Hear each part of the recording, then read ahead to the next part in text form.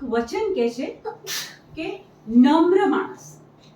Okay, તો નમ્રતા પર પહેલું વચન આપણે વાંચો ને, યાકોબ 4:6. પણ એ તો એથી વધારે કૃપા વરસાવે છે. પણ એ તો એથી વધારે કૃપા વરસાવે છે. એટલે ઓછી કૃપા પણ હોઈ શકે છે.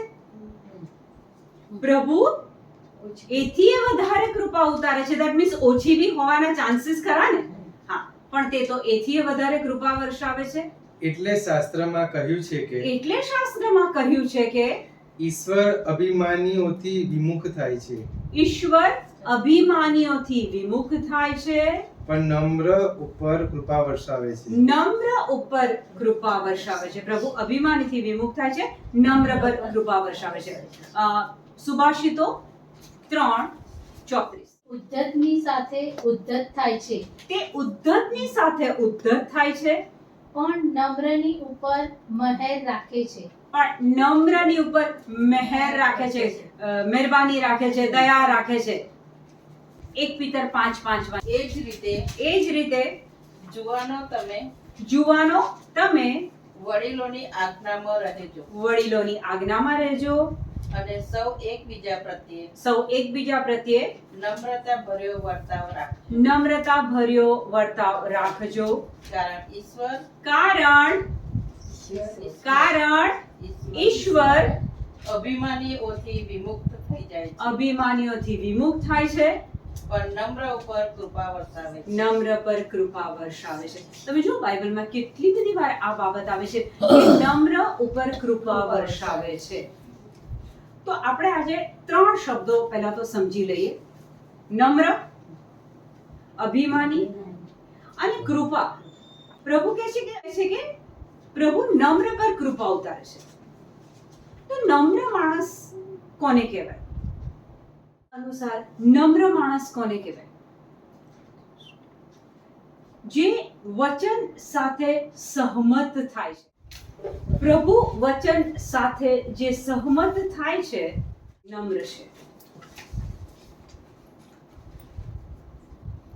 એક એક્ઝામ્પલ, વચન સાથે જે સહમત થાય છે એ નમ્ર છે. થેસલોનિકના પુસ્તકમાં કહે છે કે હંમેશા આનંદમાં રહેજો, પ્રાર્થના કરજો હંમેશા, અને પછી કહે છે કે દરેક પરિસ્થિતિમાં પ્રભુનો આભાર માનજો. એટલે કે બીમારી હોય,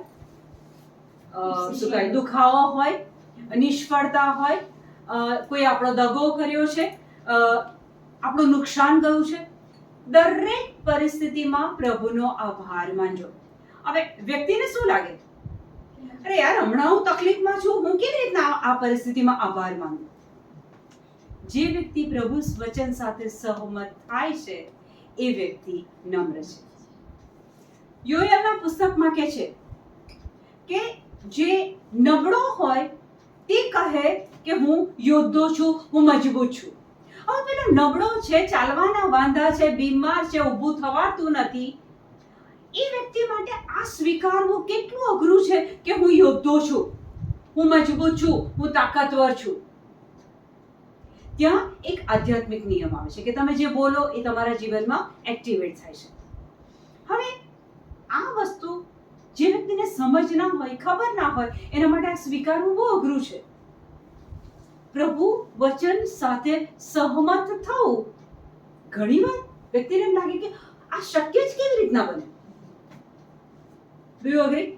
તો બાઇબલ અનુસાર જો આપણે રોજબરોજના જીવનમાં, દરેક પ્રસંગમાં, દરેક વાતમાં, દરેક સંબંધમાં, દરેક નિર્ણયમાં જો પ્રભુ વચન સાથે સહમત થઈએ છીએ તો આપણે નમ્ર છીએ. બીજો શબ્દ અભિમાનીઓથી પ્રભુ વિમુખ થાય છે. તો પછી અભિમાની કોને કહેવાય? જે બહુ જોરથી બોલતો હોય, બહુ ઝઘડા કરતો હોય, કોઈનું કયું ના કરતો હોય, એને અભિમાની કહી શકાય?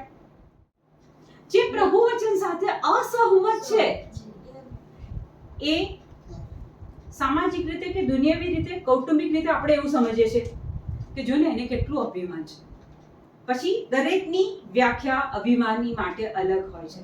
કારણ કે એ જોરથી બોલ્યો, કારણ કે એને મારું ના માન્યું. જો એ વ્યક્તિ વ્યક્તિ પ્રભુ વચન સાથે સહમત નથી થતો, મેં કીધું ને વિનાશને માર્ગે જનાર, જેના માટે કૃષ્ણનો સિદ્ધાંત એ મૂર્ખામી ભર્યો છે, એ વિનાશના માર્ગે જાય છે, કારણ કે પ્રભુ વચન સાથે સહમત થતો નથી. તો અભિમાની કોને કહેવાય? જે પ્રભુ વચન સાથે સહમત થતો નથી. એક પ્રસંગ છે, કુમારી મરિયમના કહેવાથી પ્રભુ ઈસુ એક ત્યાં ચમત્કાર કરે છે. દ્રાક્ષરસ ફૂટી જાય છે. કુમારી મરિયમ ઈસુને કહે છે કે આ લોકોનો દ્રાક્ષરસ ફૂટી ગયો છે, અને ત્યારે ઈસુ ચોખ્ખું કહે છે, હજી મારો સમય પાક્યો નથી. બરાબર? તે છતાં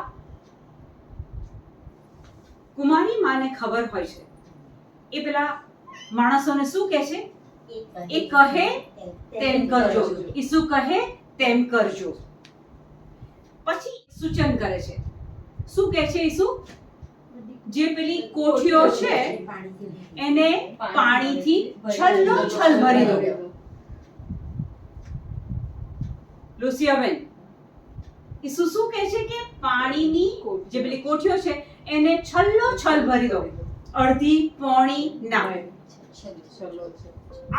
આખી કોઠીઓને તમે ભરી દો.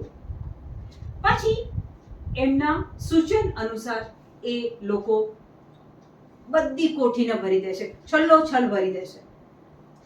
પછી ઈસુ એ કોઠીઓ ઉપર, એ પાણી ઉપર કોઈ ચમત્કારનો શબ્દ બોલે છે કે ચલ હવે પાણી તું દ્રાક્ષારસમાં ફેરવાઈ જા. જો તમે ધ્યાનથી વાંચ્યું હોય તો ઈસુ એવો કોઈ શબ્દ નથી બોલતા. ઈસુ એમને કહે છે, એમાંથી એક માણસને કહે છે, આમાંથી લઈને તમે તમારા સ્થાપકને ચાખવા માટે આપો. એટલે એ વ્યક્તિ એમાંથી પાણી લે છે, ગ્લાસ પકડીને, એ કન્ટેનર પકડીને વ્યવસ્થાપક પાસે જાય છે, અને વ્યવસ્થાપક એને પીવે છે. એ પીવે છે ત્યારે એ કહે છે કે લોકો તો કે છે શરૂઆતમાં સારો દ્રાક્ષારસ આપે અને છેલ્લે તો હલકો અથવા જેવો તેવો, પણ કે છે કે તમે તો છેલ્લે સુધી આટલો સરસ દ્રાક્ષારસ મૂકી રાખ્યો છે. એ વખતે જોવા જઈએ તો ઈસુ કોઈ ચમત્કારનો શબ્દ નથી બોલતા, પણ કારણ કે એ છલ્લોછલ પાણી ભરાય આપણા આત્માની અંદર, એ વચનો, આપણો આત્મા વચનોથી છલ્લોછલ ભરાઈ જાય ત્યારે આપણા જીવનોમાં ચમત્કારો, પરિવર્તન, પ્રોગ્રેસ, શાંતિ, પ્રેમ, સુમેળ સઘળું આવવા માંડે. કારણ કે આપણી આત્મારૂપી કોઠી હજી વચનોથી છલ્લોછલ ભરાઈ નથી. વિનાશના માર્ગે જનારના માટે આ બધી બાબતો નિરર્થક છે.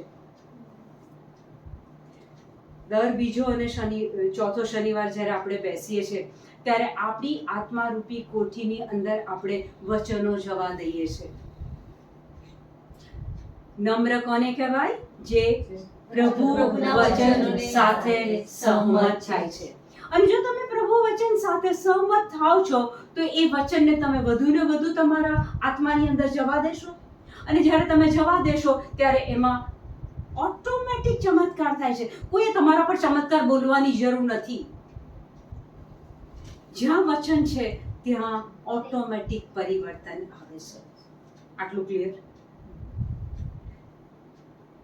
નમ્ર જોયું, અભિમાની જોયું, અને પછી કહે છે કે નમ્ર પર પ્રભુ કૃપા ઉતારે છે. તો કૃપા, જે વ્યક્તિ નમ્ર બની જાય, જે પ્રભુ વચન સાથે સહમત થઈ જાય, જે પ્રભુ વચનને પોતાના આત્મારૂપી કોઠીમાં જવા દે, ત્યાં પ્રભુ કૃપા ઉતારે છે. અને કૃપા એટલે શું? જે લોકોએ પહેલા નથી લખ્યું એ લોકો આ વ્યાખ્યા લખી કાઢો. જેને માટે હું લાયક નથી તે ઈશ્વરની ક્ષમતા, ઇંગ્લિશમાં લખતા હોય તો God's grace is God's willingness to use His power, ability, authority on my behalf, even though I don't deserve. Okay? હવે કૃપાની વાત કરીએ. નમ્ર હોય એ પ્રભુના વચનને સ્વીકારે, અને જ્યારે વચનને સ્વીકારે ત્યારે પ્રભુની કૃપા ઉતરે.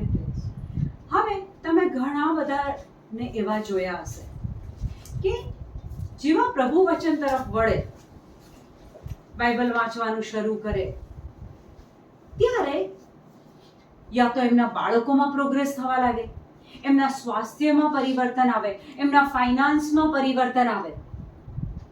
They don't deserve. Their deeds, એમના કર્મો એવા નથી, પણ કારણ કે એ પ્રભુ વચન તરફ વળે છે, એ નમ્ર બને છે, બાઇબલ વાંચવા બેસે છે, અધિવેશનમાં જાય છે, આવા સેશન્સ અટેન્ડ કરે છે, તકલીફ લઈને બાઇબલમાંથી જોવાનો પ્રયત્ન કરે છે, કે ઓળખવાનો પ્રયત્ન કરે છે કે ઈસુ કોણ, એણે શું કર્યું મારા માટે, ઈશ્વર પિતા કોણ, પવિત્ર આત્મા કોણ.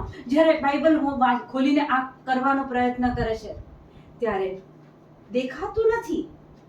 જેમ પેલા પાણીમાંથી દ્રાક્ષાસવ થઈ ગયો, એ જ પ્રમાણે તમારા જીવનો, તમારા આત્મા, તમારા સ્વાસ્થ્ય પરિવર્તન થવા માંડે છે. ઓકે, ત્રણ આપણે સમજી ગયા. હવે લાસ્ટ છેલ્લા ફેઝ પર જઈએ છીએ. યાકોબ 4:7. તમે ઈશ્વરને આધીન રહો એટલે તમે ઈશ્વરને આધીન રહો. ઓકે, આ વાંચતા પહેલા યાકોબ 4:6 હમણાં આપણે વાંચી ગયા.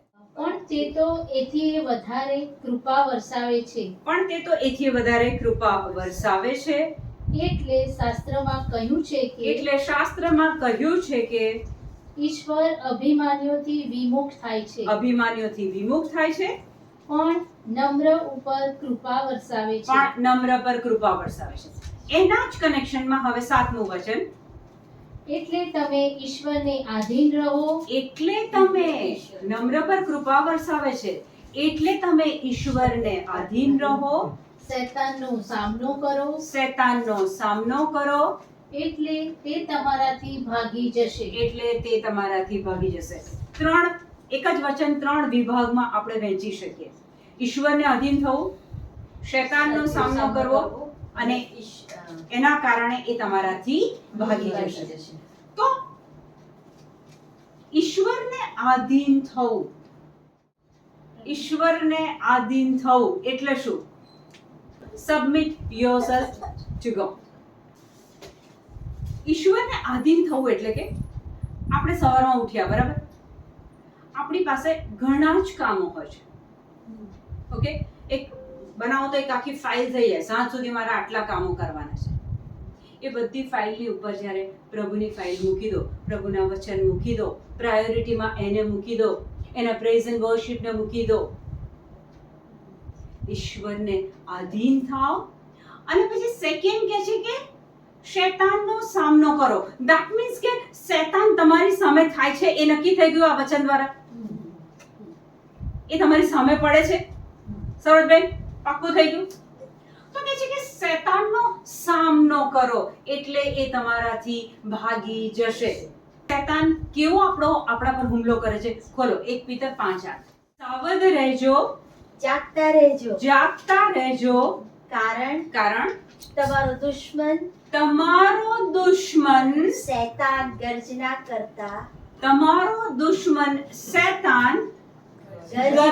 કરતા સિંહની પેઠે કોનો કોળિયો કરવો એની શોધમાં આંટા માર્યા કરે છે. તમારો દુશ્મન શૈતાન કોનો કોળિયો કરવો એની શોધમાં આંટા માર્યા કરે છે.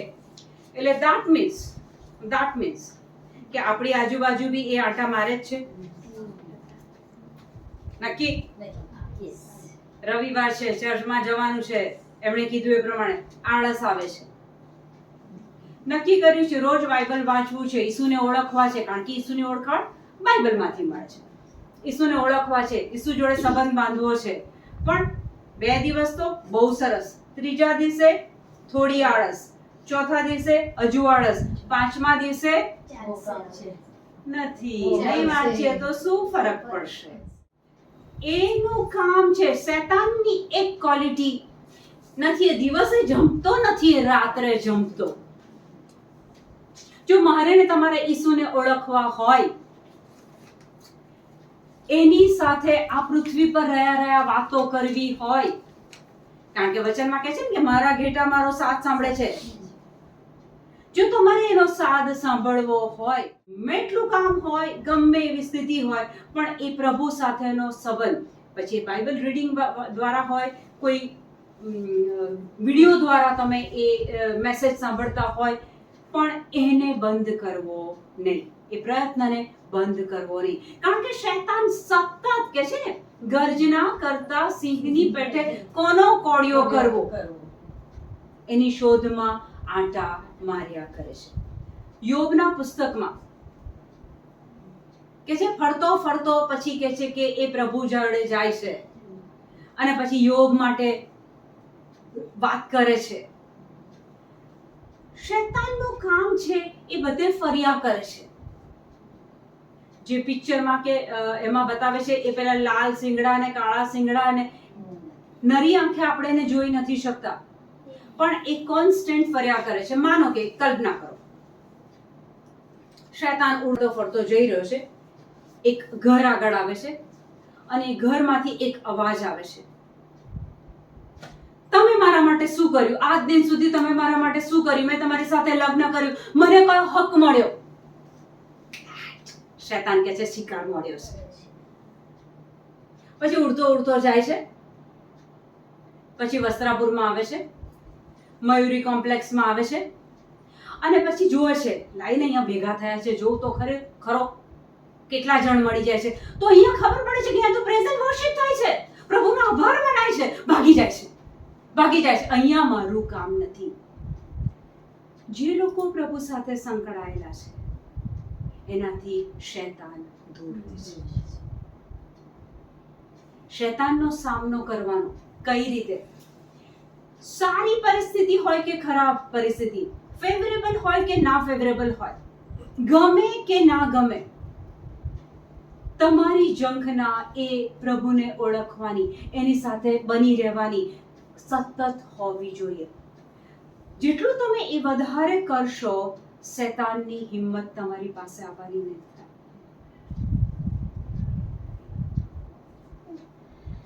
તમે લખવા બેસો ને વચન, એ તમારાથી ડરશે.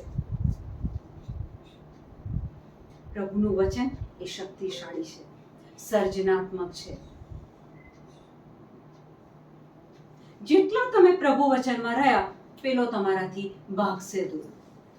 હવે પ્રભુ વચનમાં રહેવા માટે વચન કહે છે કે ઈશ્વરને આધીન થાઓ, શૈતાનનો સામનો કરો, તો એ તમારાથી ભાગી જશે. તો શૈતાનનો સામનો મેં કીધું એ પ્રમાણે પ્રભુ વચન સાથે રહીને. હવે માનો કે આ પ્રભુ વચન છે, પુષ્કળ પ્રભુ વચન છે, હું એને લઈને આખો દિવસ ફર્યા કરું છું, શૈતાનને જરાય ડર નથી લાગતી. કેટલાય બાઇબલો હાથમાં રાખો ને પથારીમાં રાખો ને ઘરમાં રાખો ને કબાટમાં રાખો ને, શૈતાન બિલકુલ ડરતો નથી. શૈતાનને ડર ક્યારે લાગે છે? ખોલો એનો ડર ક્યારે લાગે છે, ખોલો યશાયા 55:11. મારા મુખમાંથી નીકળતો શબ્દ, તે જ રીતે પ્રભુ કહે છે મારા મુખમાંથી નીકળતો શબ્દ એમને એમ પાછો મારી પાસે આવતો નથી. એમનો એમ મારી પાસે પાછો આવતો નથી. મારી ઈચ્છા પાર પાડ્યા વગર અને મેં સોંપેલું કાર્ય સિદ્ધ કર્યા વગર એ પાછો ફરતો નથી. પ્રભુનો શબ્દ, પ્રભુના મુખમાંથી નીકળેલો શબ્દ, પ્રભુની પ્રોમિસ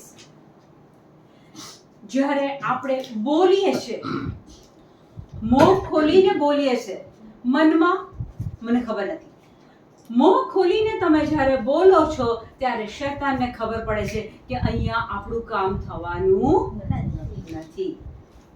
મેં આગળ પણ આ એક્ઝામ્પલ આપેલું છે કે ઘરમાં કૂતરું આવે તો તમે મોં ખોલીને એને ભગાડો છો.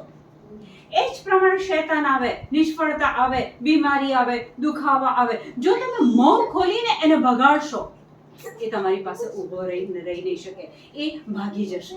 પણ એને બગાડવો હોય તો ઈસુ જેવા ઈસુ, એમની કસોટી થાય છે ત્યારે ઈસુ કહે છે શાસ્ત્રમાં લખ્યું છે, શાસ્ત્રમાં લખ્યું છે. તો શૈતાન જ્યારે તમારા જીવનમાં આવે છે, નિરાશા આવે છે, નિષ્ફળતા આવે છે, ત્યારે તમે શૈતાનને આ શાસ્ત્ર વચન બોલીને હરાવો તો એ ઊભો રહી શકે નહીં. શાસ્ત્ર વચનનો પાવર જે અનુભવે ને એને ખબર પડે. બોલીને જુઓ તમે એ શૈતાન કેવો તમારાથી ભાગે છે. ઈસુની કસોટી 3 વાર થઈ ને. છેલ્લે કે છે લુક 4:13 3 કસોટીઓ ઈસુએ શાસ્ત્ર વચન દ્વારા જીતી પેલા શૈતાનને હરાયો. ત્યાં છેલ્લે શું કહે છે? આમ બધી જાતની કસોટીઓ કરી પરવાર્યા પછી શૈતાન ઈસુ પાસેથી ચાલ્યો ગયો અને બીજી તકની રાહ જોવા લાગ્યો. ઈસુને એણે નથી છોડ્યા, અથવા બીજી રીતે કહીએ તો ઈસુ માટે એ બીજી તકની રાહ જોતો હતો. 1 પીતર 5:8 અનુસાર ગર્જના કરતા સિંહની પેઠે એ પાછળ પડેલો જ રહેશે. જો તમારી પાસે આ હથિયાર નથી, જો તમે મોં ખોલીને બોલતા નથી, અને એક જ્યારે તમે પ્રભુ વચન બોલો, યશાયામાં કીધું કે મારા મુખમાંથી નીકળેલો શબ્દ એનું કામ કર્યા વગર પાછો જતો નથી. મેં કીધું કે યોએલ 4:10 કહે છે કે નબળો પણ કહે કે હું યોદ્ધો છું.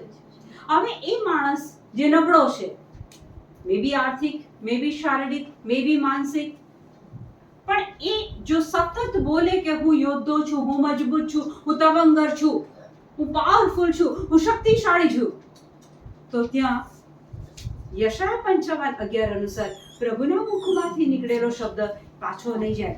અ ડે વિલ કમ, એક દિવસ આવશે જ્યારે સાચા અર્થમાં યોદ્ધો બની જશે.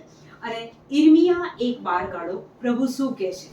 તે જોયું તે બરાબર છે. તે જોયું તે બરાબર છે.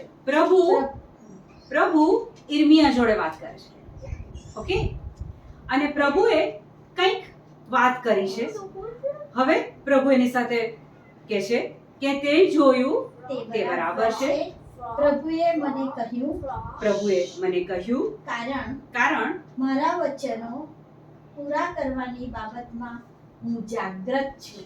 મારા વચનો પૂરા કરવાની બાબતમાં હું જાગૃત છું. પ્રભુ પોતે કહે છે કે જો તમે મારા મુખમાંથી નીકળેલી પ્રોમિસીસ, બાઇબલના વચનો બોલો છો, તો પ્રભુ અહીંયા આપણને પ્રોમિસ આપે છે કે એને પૂરા કરવાની બાબતમાં હું જાગૃત છું.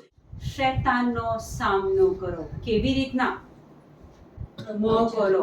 જ્યાં તમે વચનથી મોં ખોલશો ત્યાં પ્રભુ એને એ પ્રોમિસને પૂરી કરવા માટે જાગૃત છે. હવે લક્ષણો. કેન્સર થાય એ પહેલા અમુક લક્ષણો દેખાય છે. ટાઇફોઇડ થાય, મેલેરિયા થાય, ખાંસી, શરદી, તાવ, લક્ષણો આવે છે. ગળામાં ઇન્ફેક્શન, લક્ષણો દેખાય છે. ઈશ્વરને આધીન થાવ ને શૈતાનનો સામનો કરો.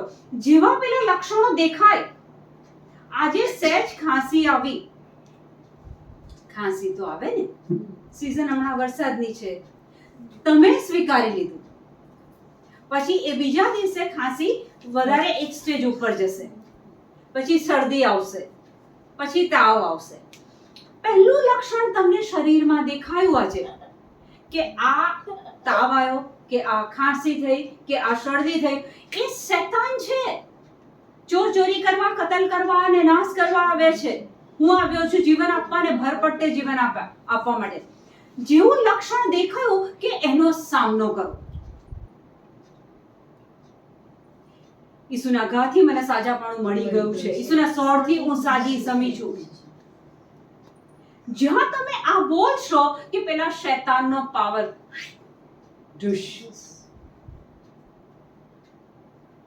બરાબર. શૈતાન બીમારીના રૂપમાં આવે છે, પછી શૈતાન ઘરમાં ફૂટ પડાવે છે. હસબન્ડ વાઈફ હોય કે જોઈન્ટ ફેમિલી હોય, ફૂટ પડાવે છે. ત્યાં તમે વચન બોલો કે ઈસુએ કિંમત ચૂકવીને મને ને મારા કુટુંબને ખરીદી લીધું છે. મારા ઘરમાં કોઈ અશાંતિ નથી. મારા ઈસુએ મને પ્રોમિસ આપી છે, મને શાંતિ આપી છે. સંસાર આપે એવી નહીં, ઈસુએ પોતાની શાંતિ આપી છે. જ્યારે તમે આ બોલો છો તો પેલો જે શૈતાન તમારા ઘરમાં અશાંતિ લઈને આવ્યો છે એને તમે વચન દ્વારા દૂર કરો છો. થોડો પ્રયત્ન કરશે, પછી તમે સતત વચન બોલશો, પેલાને ખ્યાલ આવી જશે કે અહીંયા મારો પાવર ચાલવાનો નથી. Is that clear? આજની બાબતને મેં થોડી 2-3 એમાં આવરી લીધી છે કે પ્રેઝ એન્ડ વર્શિપ કરો ત્યારે શૈતાનને લપવો મારે જાય છે. નમ્ર પર પ્રભુ કૃપા ઉતારે છે, અભિમાનીથી વિમુખ થઈ જાય છે. અને શૈતાનનો સામનો, જ્યાં તમે વચનને સબમિટ થયા, વચનને આધીન થયા, વચનમાં આવી ગયા, જ્યાં તમારી આત્મારૂપી કોઠી વચનોથી ભરાઈ ગઈ, ત્યાં તમારે કહેવા માટે પ્રાર્થના કરો.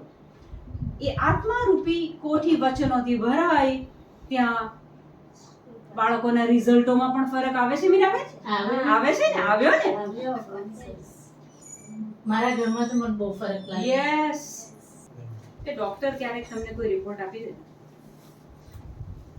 કેબિનમાં બોલાવે ને પછી કહે કે એક બેડ ન્યૂઝ છે કે તમને ડાયાબિટીસ થયું છે, તો એને કહેવાનું મારી પાસે ગુડ ન્યૂઝ છે.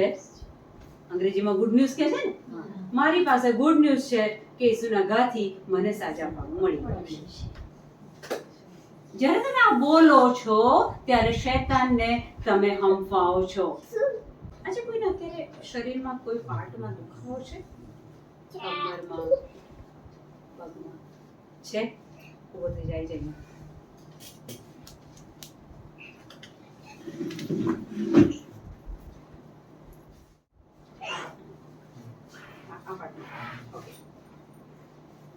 ધન્યવાદ ઈસુ. પ્રભુ ઈસુ, અત્યારે આ રેનિસનના આ પાર્ટમાં જે દુખાવો છે, આ પાર્ટમાં જે દુખાવો છે, એ દુખાવો હું તારી જોડે વાત કરું છું. રેનિસનના શરીરમાં રહેલો દુખાવો નાઝરેતના ઈસુના નામમાં અત્યારે હું તને હુકમ કરું છું, છોડ આ શરીર અને નીકળ અહીંથી ને જા જઈને દરિયામાં પડ. આઉટ. દુખાવો નીકળ અહીંથી, છોડ આ જગ્યા, આઉટ. નાઝરેતના ઈસુના નામમાં નીકળ અહીંથી. ધન્યવાદ પ્રભુ, ધન્યવાદ પવિત્ર આત્મા, ધન્યવાદ પવિત્ર આત્મા. તમારું પરાક્રમ અહીંયા થયું છે. ધન્યવાદ પવિત્ર આત્મા. Thank you lord. ધન્યવાદ ઈસુ, દુખાવો નીકળી ગયો છે માટે મેં તમારો આભાર માનું છું. Thank you Lord, thank you Jesus. Just શું કરવાથી તને દુખતું હતું? બેન્ડ નહોતું થવાતું? આમ બેઠો હતો ને એટલે મને પેઇન તો થતું હતું. જ્યારે બેઠો ને ત્યારે મને પેઇન થતું. સિટિંગ કરું ને વધારે પડતું તો મને પેઇન થાય. ઓકે. એવું બેસીને ટ્રાય કરી જોઈએ. હા. એક મિનિટ બેસીને ટ્રાય ત્યાં નહીં કરતો.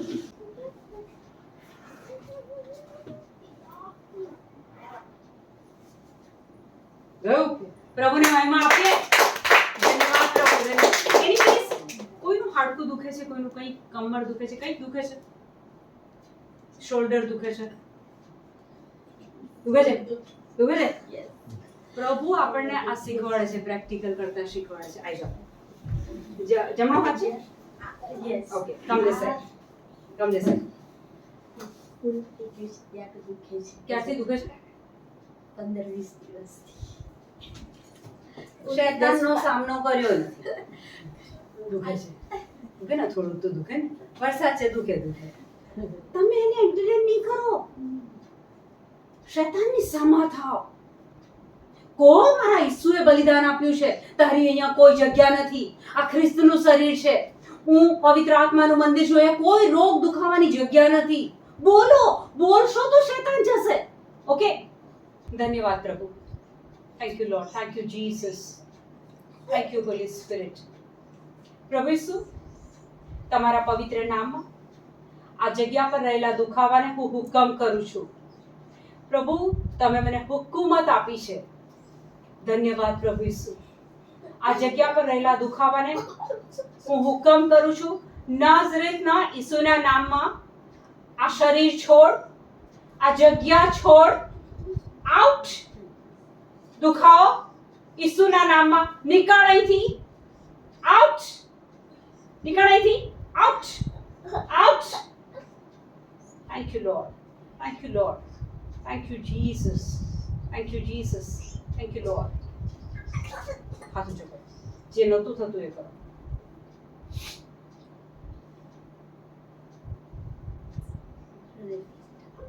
Better better better.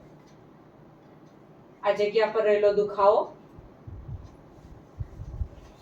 તારી જોડે વાત કરું છું. આ જગ્યા પર રહેલો દુખાવો નાઝરેતના ઈસુના નામમાં છોડ આ શરીર. નીકળ અહીંથી. નીકળ અહીંથી ઈસુના નામમાં નીકળ. ધન્યવાદ પવિત્ર આત્મા, તમે અહીંયા પરાક્રમ કર્યું છે. ધન્યવાદ પવિત્ર આત્મા. ધન્યવાદ પ્રભુ, તમારું વચન કદી ખાલી જતું નથી. ધન્યવાદ પ્રભુ, દુખાવો નીકળી ગયો છે માટે મેં તમારો આભાર માનું છું. Raise your hand and see. Check. Out. Out. Say thank you, Jesus. Praise you, Jesus. Thank you, Jesus. Praise you, Jesus. Let us give Jesus a big hand. Thank you, Jesus. Thank you, Lord. Thank you, Jesus. શૈતાનની સામા થાવ, ડરશો નહીં. બોલો, શૈતાનને બિલકુલ ઘરમાં પેસવા દેશો નહીં, શરીરમાં પેસવા દેશો નહીં. Thank you Jesus. આમેન.